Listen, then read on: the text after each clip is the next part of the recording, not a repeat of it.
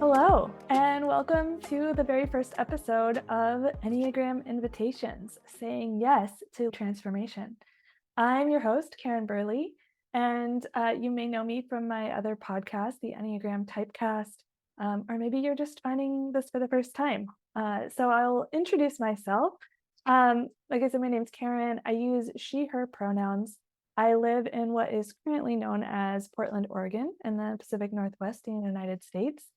And my lineage, my background is I'll share both my lineage in the Enneagram world and also my personal lineage. So, my personal lineage, both of my parents are Ashkenazi Jews. I am a white woman. I'm a highly educated cis woman who grew up in the Northwest, and I am the youngest of four children.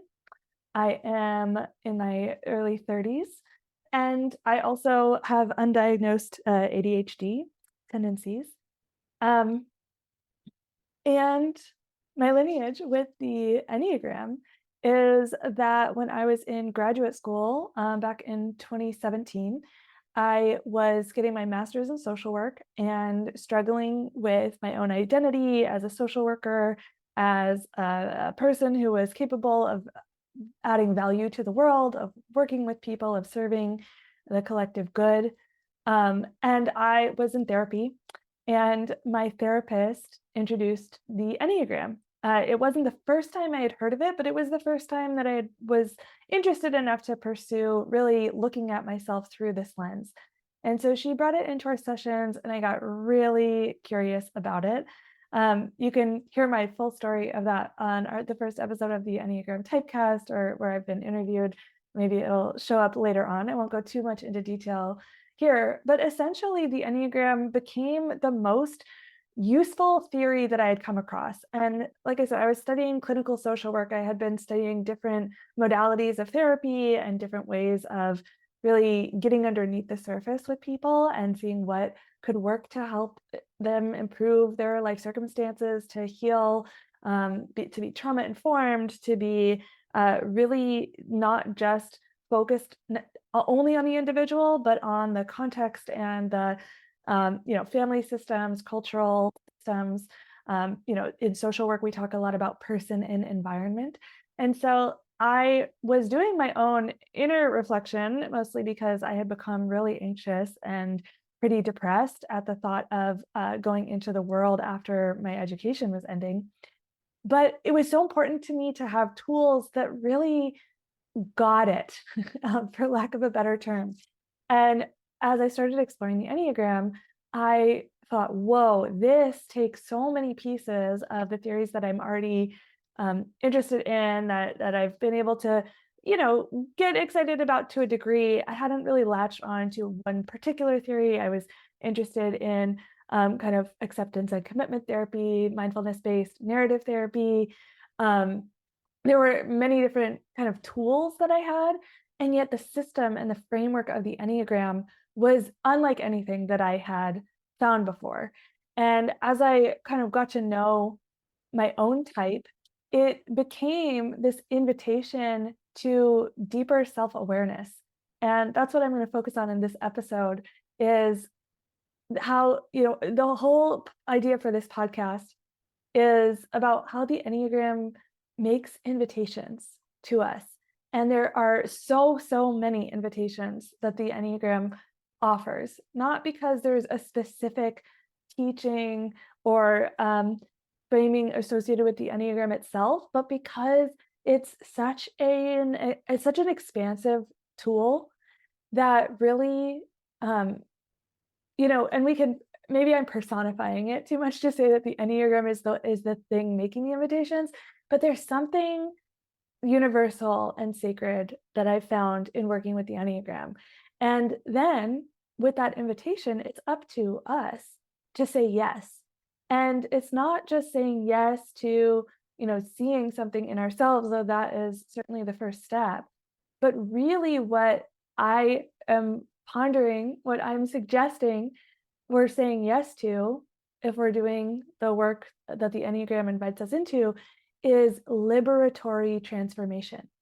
And what that means is it's not just making simple changes, which again, the Enneagram can support us in doing, but transformation is when change gets to a point where there's no going back. So you can, change your diet, you can change your daily routine, and then it can change in all sorts of ways in the future. But with transformation, we often think of a butterfly, like a caterpillar transforming into a butterfly, or even thinking about if you squeeze the toothpaste out of the bottle, it's not going back in. There's something, and maybe that's less of a good example because there's not as much of a uh, like there's a quality of a molecular change with the butterfly metaphor.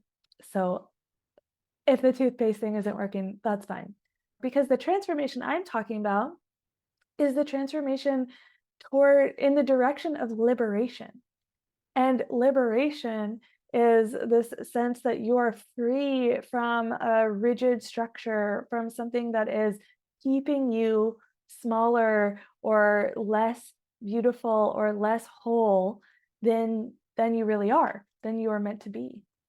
And liberation here, when I think about it, it's not just a personal thing. Like, you know, personal development is fantastic, and I do think it is necessary as part of collective liberation. But the idea is to find ways for us to liberate on a collective level. So that means folks who have the least access to resources and power also are going to benefit from this work. And we can do it on any level, and we must do it on every level. There's the personal level, there's the family systems and relationships, there's organizations, workplaces, communities, and then more energetic levels that are even harder to describe, that influence the systems that we are all living in. So when I think about the Enneagram and how it is making all of these invitations that we get to say yes to, and then follow this path towards liberatory transformation, there is so much to talk about here. So this podcast is really about, just an exploration. I don't know what it's going to turn into. I've had this idea for a long time, and we're going to see where it goes. But it's likely for you, if you're interested in not just understanding things about yourself or things about each Enneagram type, but really transforming for that purpose of collective liberation. Maybe you've had moments where you've woken up from the trance of personality. You've had a glimpse of the freedom that can bring when you get to be not just who you within your type takes yourself to be, but that and so much more. And it's also really my invitation to you is to go beyond taking in information and putting this insight into practice. So what I want to do here is bring to life the possibilities of the journey that the Enneagram invites us into through personal stories of transformation. So I'm going to share some of my own stories. I'm going to invite some of my teachers, colleagues, friends who have experienced transformation through the Enneagram to share their stories. I want it to support you in assessing your own readiness for transformation. It's not always the moment to transform. And we need to have a lot of compassion for people, systems, places where it's not the time yet. There is, going back to the metaphor of the butterfly, there are stories about how you can try to rush the process and maybe poke at the butterfly or pull the wings out or try to help it, when actually that is getting in the way of the process, and it's going to make there's going to be some sort of deformation or something interrupts the process if we try to rush it. And so having compassion for wherever we're at in the process, maybe you're really just in an information gathering stage and not ready to change. And how do we have compassion for that? And then also to offer inspiration if you are in a season of big change, of readying yourself for transformation, to hear what it's like for people as they've moved through some of those stages. And inevitably, as we each are going to come across many, many more, at least that's my hope, that we never really get there. I certainly don't feel done transforming by any means. And then I also want you to recognize that there are many ways and many opportunities for taking this work to a deeper level and learning who and what can be your guide, trusting yourself to make those decisions, learning about people's different lineages in this work, their values, their style, the way that they resonate with you. So, I offer one-on-one and group that you can find out all about on my website, carynberley.com. And I'm also going to have my guests, who many of whom have been in this field for much longer than I have, share their own work and share what they're doing in the Enneagram world, and invite you to really look at what you might be ready for and who might be a suitable guide for this portion of the journey.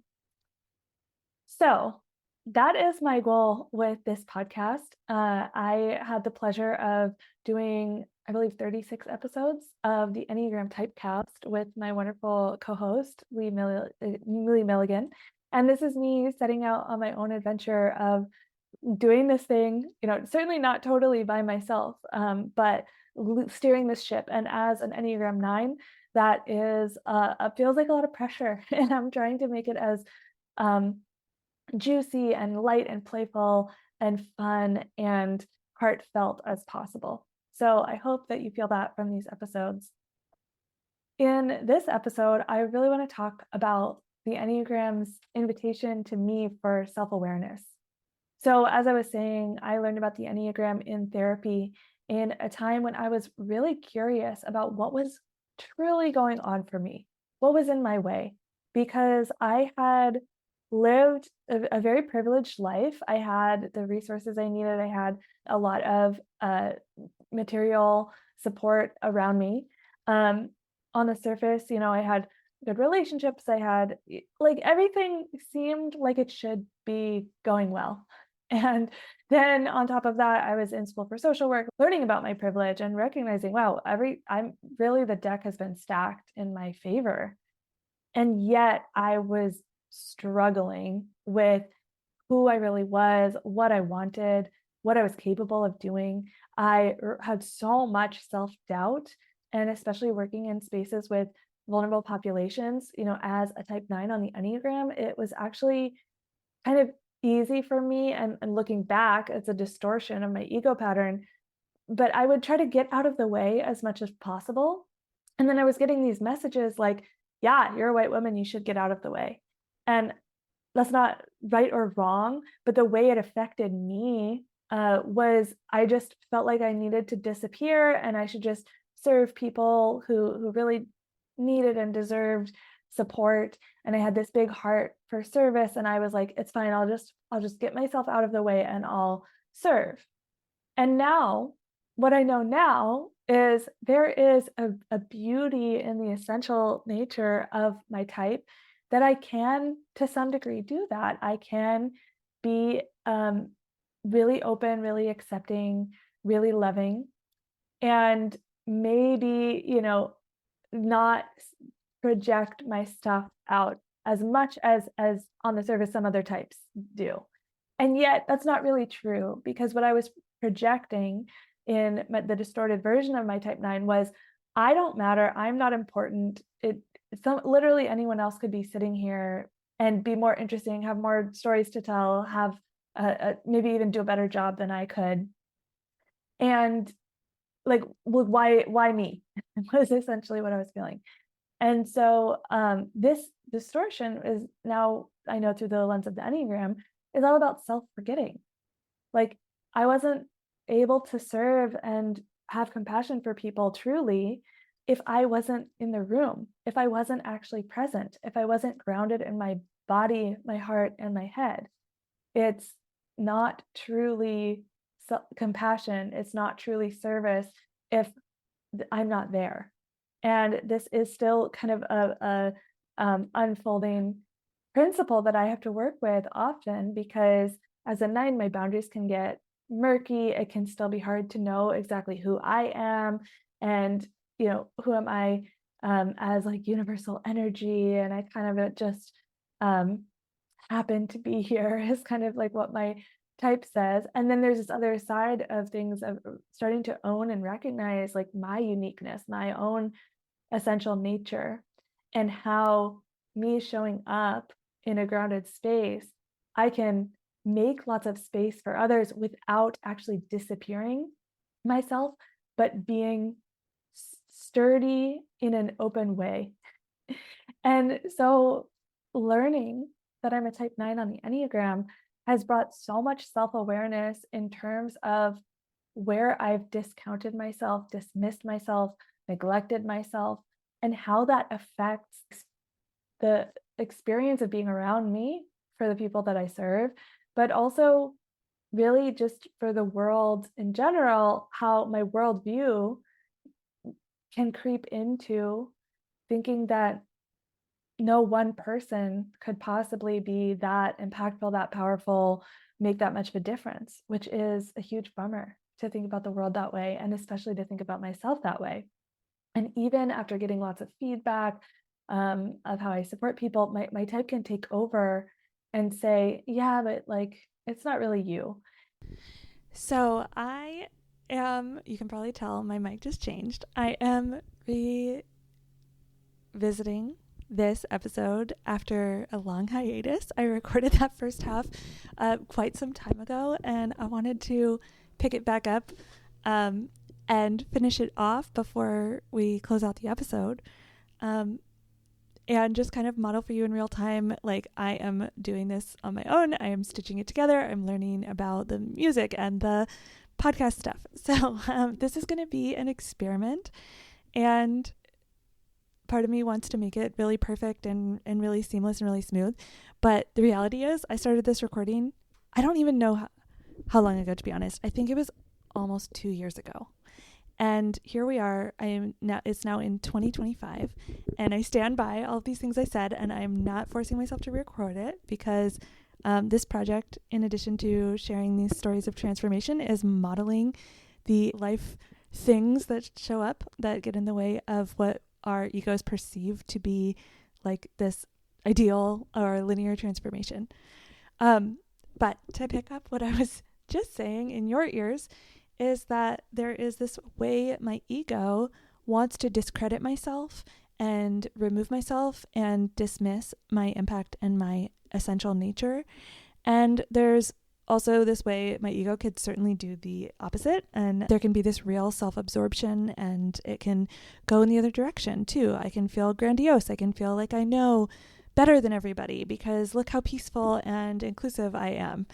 So there are so many angles and sides and explorations and what I'm calling invitations to take a closer look and to bring presence and compassionate curiosity to this experience of being a human, and to learn how to recognize myself as a conduit, as somebody who is bringing something through, and as a flawed human who does things in ways that I might look back on and have to process, my emotions around how I showed up in certain times and do repair work and acknowledge harm that I've caused.